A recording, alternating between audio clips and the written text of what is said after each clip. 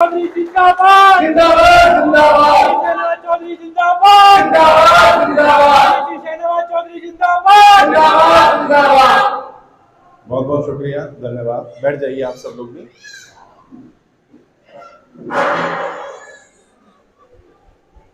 राजीव जी का बहुत बहुत आभार, जिस तरह से उन्होंने ब्रीफ में लगभग सभी बातें बताई।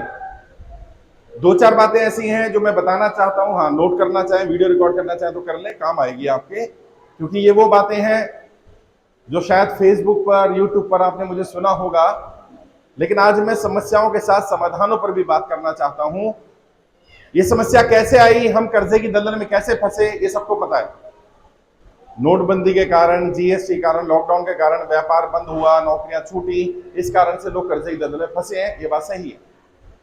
जितना ये सही है कि आप कर्जे की दलदल में फंसे हैं, उतना ही ये भी सच है कि इसमें आपकी गलती नहीं है। आप कर्जे की दलदल में फंसे, इसमें आपका दोष नहीं है। अपने आप को दोषी मत ठहराओ, अपने आप को जिम्मेदार मत ठहराओ, इसमें आपकी गलती नहीं है। और मैं ऐसा क्यों कह रहा हूं, उसके मेरे पास कुछ तर्क हैं, कुछ कारण हैं। सबसे पहली बात, आपका व्यापार बंद हुआ, नौकरी छूटी, कारण क्या रहा? या तो नोटबंदी रहा, या लॉकडाउन रहा, या जीएसटी रहा। नोटबंदी आपने नहीं करी, लॉकडाउन आपने नहीं लगाया, जीएसटी आपने नहीं लगाया। जब इनमें से कोई काम आपने नहीं किया तो इसकी सजा आपको नहीं मिलनी चाहिए। इसके लिए आप जिम्मेदार नहीं है, आप और आपका परिवार दोषी नहीं है। दूसरी बात, भारत के संविधान के हिसाब से ना तो कर्जा लेना अपराध है, और यदि आप कर्जा नहीं चुका पा रहे हैं तो यह भी कोई अपराध नहीं है। आपने कोई गुनाह, कोई अपराध नहीं कर दिया, अपने आप को दोषी नहीं ठहराना। यह नहीं मानना कि आप कर्जा नहीं चुका पा रहे तो आप अपराधी हैं, आप दोषी हैं। कर्जा ना चुका पाना एक गलती है, एक मिस्टेक है, अपराध नहीं है। जो लोग कर्जे के कारण गलत कदम उठा रहे हैं, हम लोगों ने बहुत प्रयास किया लोगों को रोका जाए। लोग आत्महत्या कर रहे हैं, उनको बचाया जाए। लाखों लोगों को बचाया भी, 1 लाख से ज्यादा लोगों को हम आत्महत्या करने से बचा चुके हैं। लेकिन इसके बावजूद भी हर दिन ऐसी मनहूस खबरें आ रही हैं, कोई ना कोई व्यक्ति, कभी ना कभी कोई पूरा परिवार कर्जे के कारण आत्महत्या कर रहा। अब आपकी जिम्मेदारी क्या है? आपकी जिम्मेदारी है, आपने अपनी रक्षा करनी है, अपने आप को बचाना है, और साथ ही साथ आपकी जिम्मेदारी है हर उस व्यक्ति तक जानकारी पहुंचाइए जो कर्जे के कारण परेशान रहे। लोगों को बताइए कर्जे के कारण परेशान है तो कोई गलत कदम नहीं उठाना। देश में कर्ज मुक्त भारत अभियान चल रहा है, अभियान पूरी तरह से निःशुल्क है और कोई जानकारी देने की जरूरत नहीं। उनको बोलिए गूगल पे सर्च कर लो, जैसे ही गूगल पे सर्च करें कर्ज मुक्त भारत अभियान, पूरी जानकारी मिल जाएगी, कोई कहीं जाने की जरूरत नहीं। और अभियान पूरी तरह से निःशुल्क है, किसी से 1 रुपया भी नहीं लिया जाएगा। पैसा तो नहीं लिया आप लोगों से? हाँ जी, पैसा तो नहीं लिया ना, कभी लिया भी नहीं जाएगा। कोई कर्जा मुक्ति के नाम पर, रजिस्ट्रेशन के नाम पर, ट्रेनिंग के नाम पर, सर्टिफिकेट के नाम पर, आपका कर्जा माफ कराने के नाम पर, सेटलमेंट के नाम पर अगर आपसे पैसा मांगता है, तुरंत उसकी पुलिस में कंप्लेन करिए। वो हमारा व्यक्ति नहीं हो सकता, हमारा व्यक्ति पैसा नहीं मांगेगा, हम निःशुल्क काम कर रहे हैं। और मैंने बार बार कहा है, लोग बहुत परेशान हैं। पता है मध्य प्रदेश में क्या चल रहा है, गुजरात में क्या चल रहा है, महाराष्ट्र में क्या चल रहा है? साहूकार लोग व्यापारियों को तंग कर रहे हैं, और कितना तंग कर रहे हैं। व्यापारियों को बोलते हैं यदि आपने कर्जा लिया और आप कर्जा नहीं चुका पा रहे, किस्त नहीं चुका पा रहे, तो अपनी बहन को, अपनी बेटी को, अपनी बीवी को भेज दो हमारे पास, हम कर्जा वसूल कर लेंगे। सोचिए, कर्जे के कारण बहन बेटियों की इज्जत के साथ खिलवाड़ हो रहा है और सरकार चुप बैठी है। हम भी चुप बैठ जाएं, ऐसा होने वाला नहीं है। यह अन्याय है, यह अत्याचार है, इसके खिलाफ बोलना पड़ेगा, अपनी बात रखनी पड़ेगी। और जो महिलाएं, जो बहनें मेरी बात सुन रही है, मैं उन्हें कहना चाहता हूं, बहनों घबराओ मत। तुम्हारा भाई तुम्हारी लड़ाई लड़ रहा है, मैं तुम्हें कर्जे की दलदल से बाहर निकालूंगा। कोई गलत कदम किसी को नहीं उठाना है, और कोई अगर आपके साथ अन्याय कर रहा है, अत्याचार कर रहा है, आपको गलत करने के लिए बोल रहा है, तुरंत उसकी जानकारी हमें दो, तुरंत पुलिस के स्टेशन में उसकी कंप्लेन कराओ। कर्जा लेने के बाद कोई आपको प्रताड़ित नहीं कर सकता। यह अपराध होगा अगर कोई आपके साथ अत्याचार करता है, अन्याय करता है। कई बहन बेटियां ऐसी हैं जिन्होंने अपने पति को, अपने पिता को बताया नहीं कि हमने बिजनेस के लिए लोन लिया है, तो उन बहन बेटियों की दिक्कत और ज्यादा है, उन्हें रोज परेशान किया जा रहा है। अभी मैं महाराष्ट्र गया, छोटे छोटे बच्चे साहब, पति एक्सपायर कर गया है, बैंक वालों ने एक बात नहीं सुनी, बच्चों को घर से निकाल दिया, बच्चों के सर से पिता का साया चला गया और बच्चों के सर से छत भी छीन ली। ये अन्याय है, ये अत्याचार है। और बड़े बड़े लोगों के साथ क्या हो रहा है? अभी आपने सुना होगा जी न्यूज के मालिक सुभाष चंद्रा का, मैंने रील डाली थी, वीडियो बनाया था, 37,000 करोड़ रुपए लोन माफ किया गया। 37,000 करोड़। कितना? 37,000 करोड़। अच्छा, यहां कोई है जिसके ऊपर 1,000 करोड़ का कर्जा है कोई? 500 करोड़ वाला तो होगा, 100 करोड़ वाला है कोई? नहीं हो। कितना लोन है? 2 लाख, 5 लाख, 10 लाख, 20 लाख, 50 लाख, इसी रेंज का है ना। अरे उनका लाखों करोड़ रुपए, हजारों करोड़ रुपए माफ कर रहे हो यार। इन आम इंसानों का लाख, 2 लाख, 5 लाख, 10 लाख का माफ कर दो। क्या समस्या आ रही है? और क्या बोला गया? हमने उनको हेयर कट दिया। 48,000 करोड़ का लोन था, उसमें से 37,000 करोड़ माफ कर दिया, 80% का हेयर कट दे दिया। मानो आपने 10 लाख रुपए लोन लिया और आपका 8 लाख माफ हो जाए और 2 लाख के लिए 6 महीने का समय मिल जाए, स्वीकार कर लोगे? यही तो हम चाह रहे हैं। और ऐसा तो नहीं ना सुभाष चंद्रा को जो राहत दी होगी वो बिना किसी नियम के दे दी होगी। कोई नियम होगा, कोई कानून होगा। जिस नियम कानून में उनको राहत दी है, उसी नियम कानून से आम जनता को भी राहत दे दो। जनता भी तो आपकी ही है।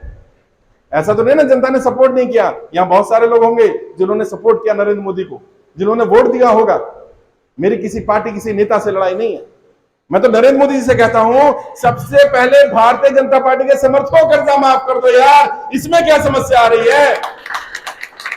अपने समर्थकों को तो माफ कर दो, लेकिन समस्या क्या है? समर्थकों का भी नहीं माफ करना।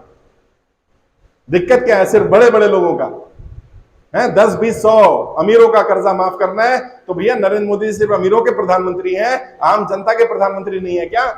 उन्होंने पैसा दिया आपको सरकार बनाने के लिए, क्या जनता ने वोट नहीं दिया?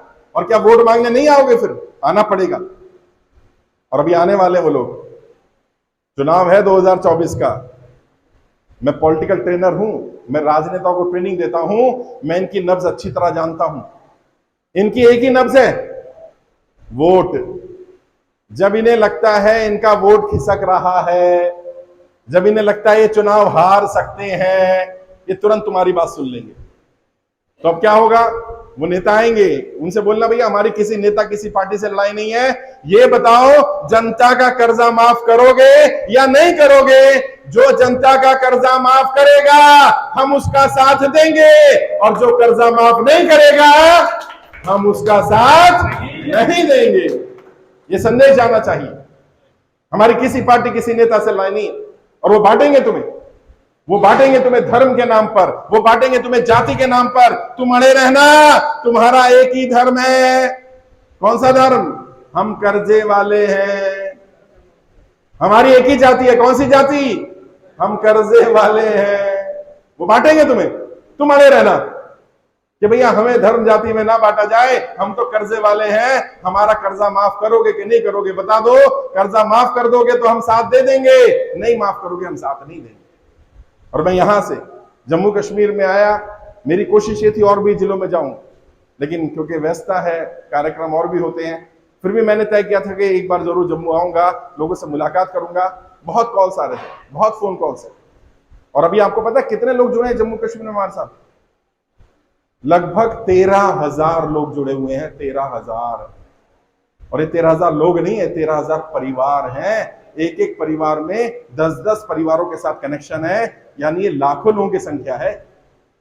आज लेटेस्ट की बात करूं तो लगभग 9,10,000 ज्यादा लोग आवेदन कर चुके हैं, और हमारी कोशिश 10 लाख लोगों का आवेदन हो जाने पर आप सबकी जानकारी सुप्रीम कोर्ट लेकर जाने की। अब अगली लड़ाई सुप्रीम कोर्ट में लड़ी जाएगी। हमारी लीगल टीम के हेड बैठे हुए दीपांशु जी, वो भी इसके बारे में जानकारी देंगे। मैंने तय किया है कि सरकार से, प्रधानमंत्री से तो हम बात कर ही रहे हैं, प्रधानमंत्री अगर जवाब नहीं देंगे तो हमें सुप्रीम कोर्ट का रास्ता अपनाना पड़ेगा। जनहित याचिका लगाई जाएगी। और अभी आपको जनहित याचिका में आने की जरूरत नहीं है, लेकिन आप सभी लोग अपना एक पत्र तैयार कर लो। 4-5 पेज का एक लेटर लिखो, हिंदी में लिखो, इंग्लिश में लिखो, उर्दू में लिखो, जो भाषा तुम्हें आती है उसमें लिखो। और उस पत्र में क्या लिखना? उसमें बताना तुम कर्जे की दलदल में कैसे फंसे, व्यापार करते थे, नौकरी करते थे, क्या काम करते थे, कितनी सैलरी थी, कितनी इनकम थी, कितना स्टाफ था, क्या दिक्कत आई, नोटबंदी ने क्या करा, जीएसटी ने क्या करा, लॉकडाउन के कारण क्या दिक्कत आई, सारा विस्तार से लिखना। अब परिवार में कितने सदस्य हैं, कमाई कितनी है, सरकार से क्या मदद चाहते हो वो भी लिखना, और उस लेटर की कम से कम 3-4 कॉपी मेरे एड्रेस पर भेज देना। दिल्ली का मालवीय नगर का एड्रेस है मेरा, अब्बास जी आपको एड्रेस दे देंगे। एक कॉपी मैं आपकी लगाऊंगा सुप्रीम कोर्ट में जो पीआई लग रही है वहां पर, एक कॉपी को भेजूंगा प्रधानमंत्री कार्यालय में, एक कॉपी को भेजूंगा आरबीआई के गवर्नर को, एक कॉपी मैं अपने पास रखूंगा, ताकि सरकार ये ना कहे कि हमें जानकारी नहीं है। उन्हें सुननी पड़ेगी हमारी बात। और जो यहाँ माताएं बहनें बैठी हैं और जो हम सब भी जानते हैं, एक दूध पीता बच्चा जो बोलता नहीं है, एक मां भी अपने बच्चे को तब तक दूध नहीं पिलाती है साहब जब तक वो रोता नहीं है। दूध पीता बच्चा है ना, मां को कैसे पता चला भूख लग रही है उसको, रोएगा तभी ना। तो सरकार तो माई बाप है, सरकार को कैसे सपना आएगा क्या? अगर नरेंद्र मोदी जी, निर्मला सीतारमण जी किसी की मदद भी करना चाहे तो उन्हें कोई सपना नहीं आएगा कि जम्मू कश्मीर में कोई व्यापारी, कोई नौकरी करने वाला परेशान बैठा है, उसकी जानकारी सरकार तक पहुंचानी पड़ेगी। और वही काम मैं कर रहा हूं। आप लोगों ने, जिन लोगों ने भी फॉर्म भरे हैं, आपकी जानकारी प्रधानमंत्री कार्यालय भेजी गई है और आपको आज कर्जा मुक्ति का प्रमाण पत्र भी दिया जा रहा है। और ये प्रमाण पत्र, ये एक हथियार है साहब, ये हथियार है प्रमाण पत्र।